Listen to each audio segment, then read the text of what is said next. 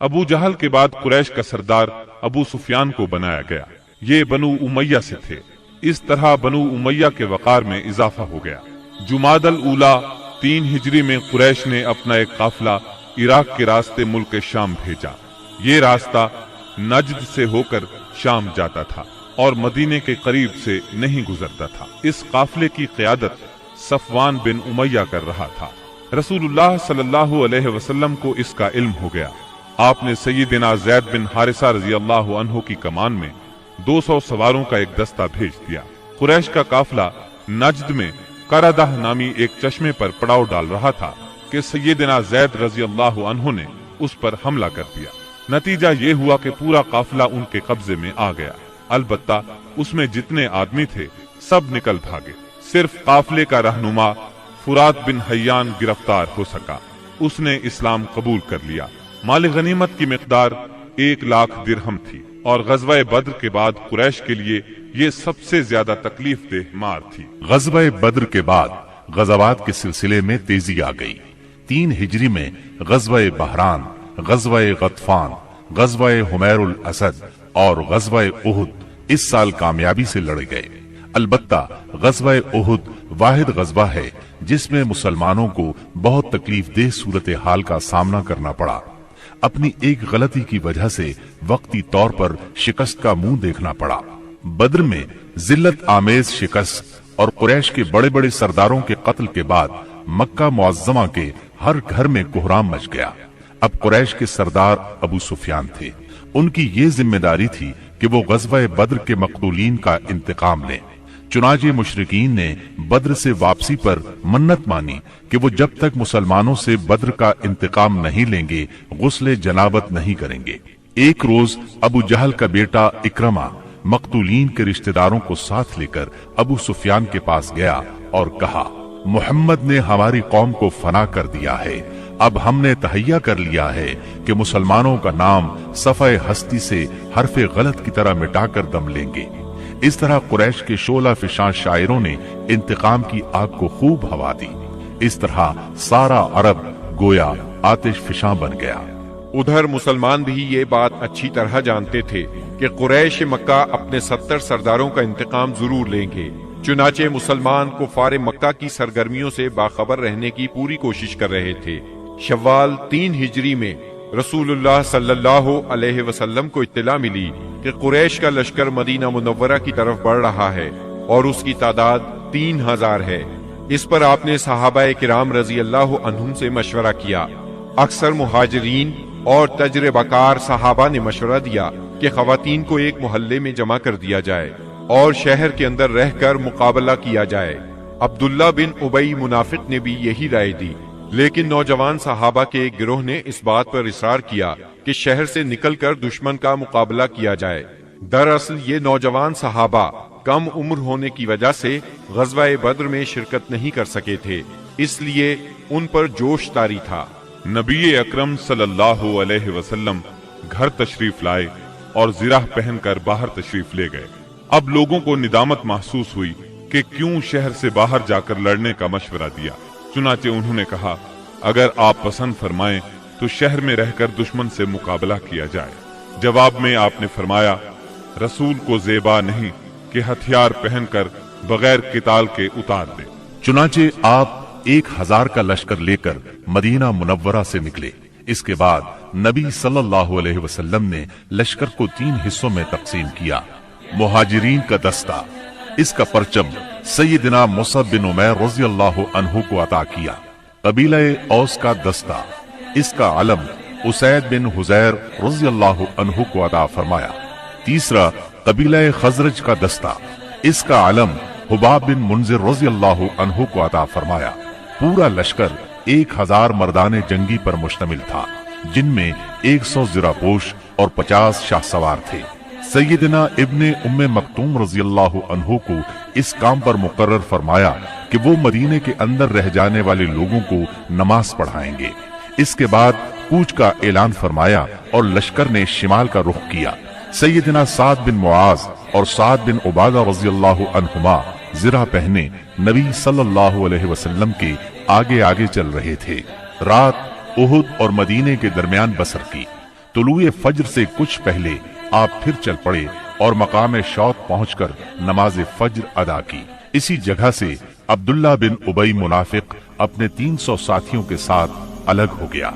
उसने ये कहते हुए मदीना मुनव्वरा का रुख किया, आपने हमारी राय को कोई अहमियत नहीं दी, इसलिए हम वापस जाते हैं।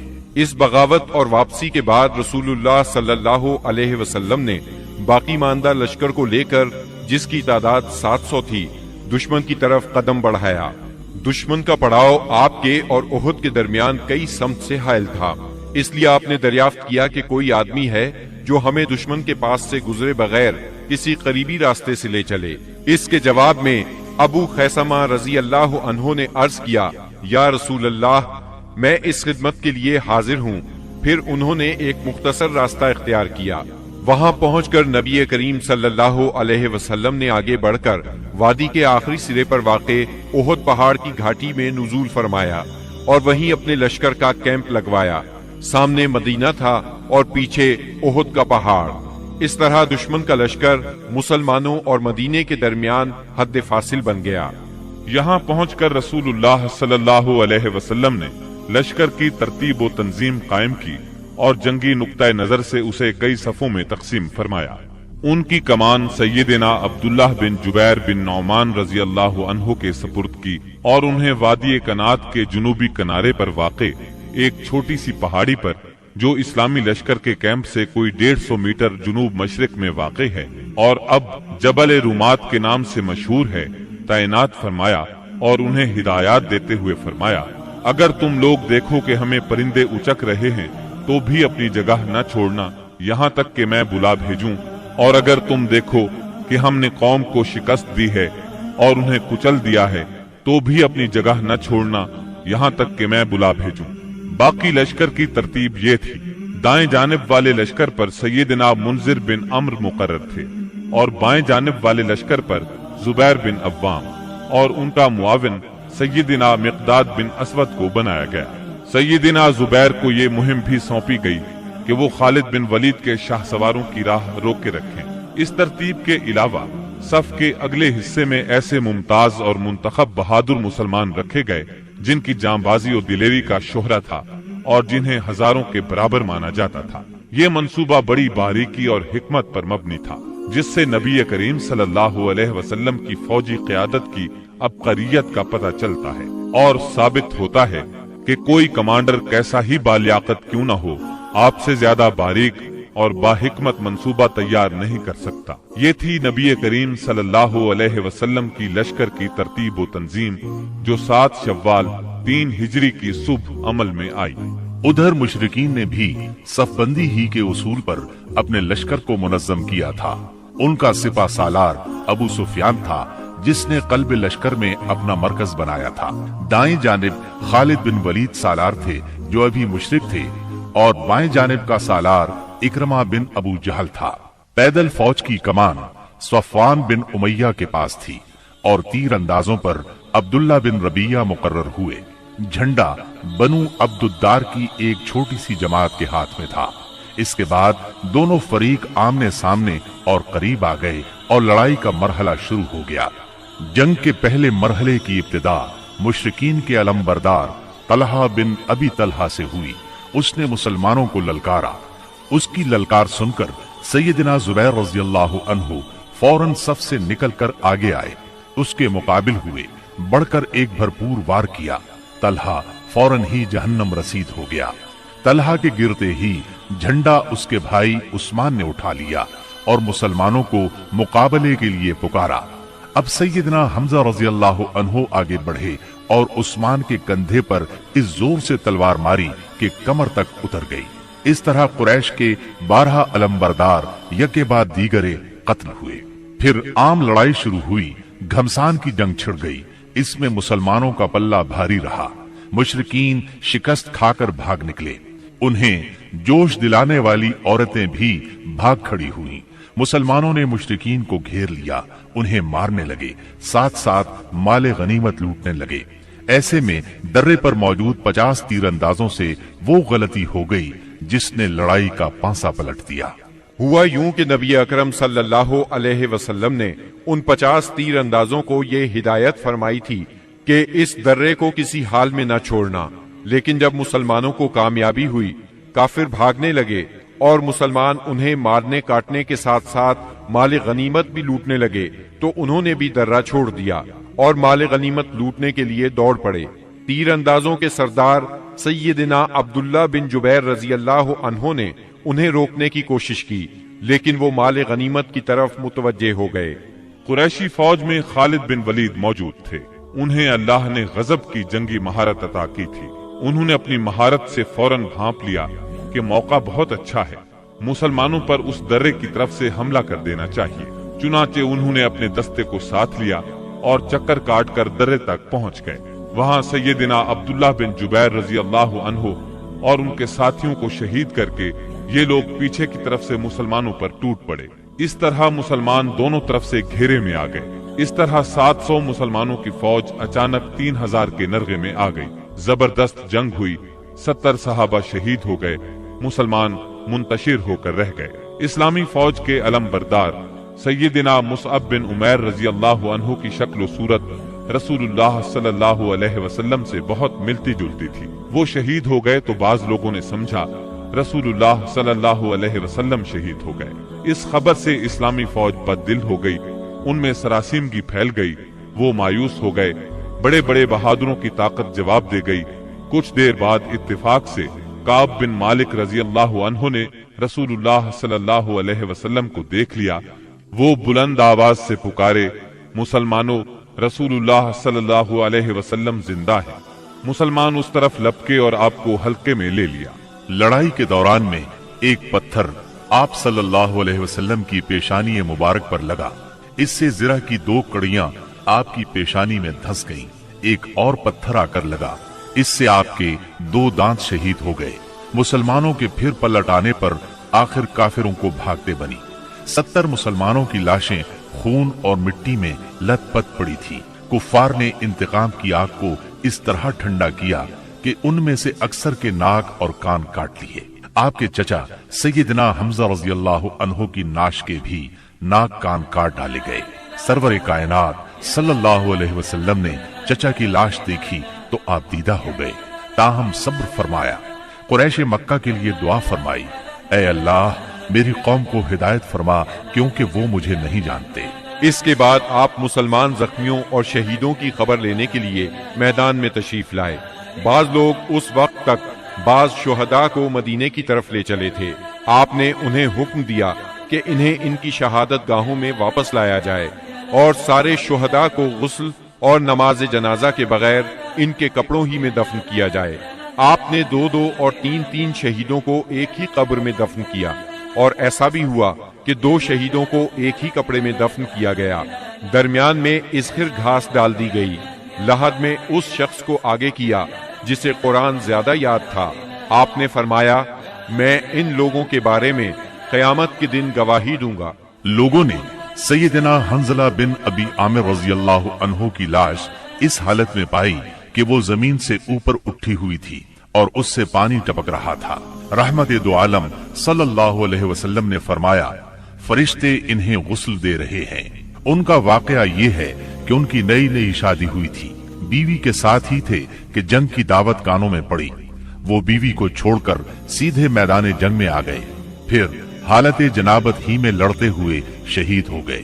چنانچہ فرشتوں نے انہیں غسل دیا، اس لیے انہیں غسیل الملائکہ کہا جاتا ہے۔ سیدنا حمزہ رضی اللہ عنہ کو اتنی چھوٹی چادر میں دفنا دیا گیا کہ اگر سر ڈھانکا جاتا تو پاؤں کھل جاتے تھے اور پاؤں ڈھانکے جاتے تو سر کھل جاتا تھا۔ چنانچہ پاؤں پر اذخر گھاس ڈال دی گئی۔ یہی صورتحال سیدنا مصعب بن عمیر رضی اللہ عنہ کے ساتھ پیش آئی۔ شہداء کے دفن اور ان کے لیے دعا کے بعد نبی اکرم صلی اللہ علیہ وسلم اور صحابہ کرام مدینے کی طرف چلے۔ راستے میں کچھ عورتیں ملی جن کے عزیز شہید ہوئے تھے۔ نبی صلی اللہ علیہ وسلم نے انہیں تسلی دی اور ان کے لیے دعا فرمائی۔ بنو دینار کی ایک خاتون آئی جن کے شوہر، بھائی اور باپ شہید ہو گئے تھے۔ جب انہیں ان کے عزیزوں کی شہادت کی خبر دی گئی تو بولی، رسول اللہ صلی اللہ علیہ وسلم کی کیا خبر ہے؟ انہیں بتایا گیا رسول اللہ صلی اللہ علیہ وسلم خیریت سے ہیں۔ وہ بولی میں آپ کو دیکھنا چاہتی ہوں۔ لوگوں نے اشارے سے بتایا۔ جب ان کی نظر آپ پر پڑی تو بولی کل مصیبت بعدک جلل، کہ آپ کے بعد ہر مصیبت ہیچ ہے۔ مدینے پہنچ کر مسلمانوں نے ہنگامی حالت میں رات گزاری۔ جسموں پر زخم ہی زخم تھے، تھکن سے بدن چور چور تھے اور غم و الم کی کیفیت طاری تھی۔ اس کے باوجود وہ مدینے کا پہرا دیتے رہے اور رسول اللہ صلی اللہ علیہ وسلم کی پہرے داری کرتے رہے۔ ادھر رسول اللہ صلی اللہ علیہ وسلم نے محسوس کیا کہ دشمن کی نقل و حرکت پر نظر رکھنا ضروری ہے تاکہ وہ مدینے کا رخ کریں تو ان سے کھلے میدان ہی میں دو دو ہاتھ کر لیے جائیں۔ چنانچہ صبح ہوئی تو آپ نے اعلان فرمایا دشمن سے مقابلے کے لیے چلنا ہے، اور صرف وہی آدمی جا سکتا ہے جو احد کی لڑائی میں شریک تھا۔ اس پر لوگوں نے کہا ہم نے بات سنی اور مانی۔ چنانچہ سب لوگ مدینہ منورہ سے روانہ ہوئے۔ آپ نے 8 میل دور حمراء الاسد کے مقام پر پہنچ کر پڑاؤ ڈالا۔ ادھر مشرکین نے مدینہ منورہ سے 36 میل دور مقام روحا پر پڑاؤ ڈالا اور مدینے پر دوبارہ چڑھائی کرنے کا مشورہ شروع کر دیا۔ انہیں افسوس اس بات کا تھا کہ انہوں نے ایک بہترین موقع کھو دیا۔ ایسے میں معبد بن ابی معبد خزائی آپ کی خدمت میں حاضر ہوا۔ یہ آپ کے خیر خواہوں میں سے تھا۔ حمراء الاسد میں آپ کے سامنے پہنچ کر اس نے احد کے واقعے پر تعزیت کی۔ آپ نے اس سے فرمایا تم جا کر ابو سفیان سے ملو اور اس کی حوصلہ شکنی کرو۔ معبد روحا پہنچا۔ اس وقت تک مشرکین مدینے کی طرف پلٹ پڑنے کا فیصلہ کر چکے تھے۔ معبد نے انہیں بری طرح ڈرایا، کہنے لگا محمد ایسی جمعیت لے کر نکلے ہیں کہ میں نے ایسی مثال پہلے نہیں دیکھی۔ وہ سب لوگ تمہارے خلاف غصے سے بھرے ہوئے ہیں، بھڑکے ہوئے ہیں۔ ان پر اس قدر جوش طاری ہے کہ میں نے ایسی مثال پہلے کبھی نہیں دیکھی۔ نیز میرا خیال ہے کہ تم کوچ کرنے سے پہلے پہلے اس لشکر کا ہراول دستہ اس ٹیلے کے پیچھے سے نمودار ہوتا ہوا دیکھ لو گے۔ اس کی باتیں سن کر مکی لشکر کے حوصلے پست ہو گئے، عزائم ڈھیلے پڑ گئے۔ چنانچہ ابو سفیان نے ایک قافلے کے ذریعے سے یہ پیغام بھیجا لوگ تمہارے خلاف ہیں، ان سے ڈرو۔ یہ پیغام انہوں نے اس لیے بھیجا کہ مسلمان ان کی طرف نہ آئیں۔ جہاں تک مسلمانوں کا تعلق ہے اس دھمکی کا ان پر کوئی اثر نہ ہوا۔ اس دھمکی نے ان کے ایمان کو اور بڑھا دیا۔ اللہ تعالی سورہ آل عمران کی آیت 173 میں فرماتے ہیں اس نے ان کے ایمان کو اور بڑھا دیا اور انہوں نے کہا اللہ ہمارے لیے کافی ہے اور وہ بہترین کارساز ہے۔ چنانچہ وہ اللہ کی نعمت اور فضل کے ساتھ پلٹے، انہیں کسی برائی نے نہ چھوا اور انہوں نے اللہ کی رضامندی کی پیروی کی اور اللہ بڑے فضل والا ہے۔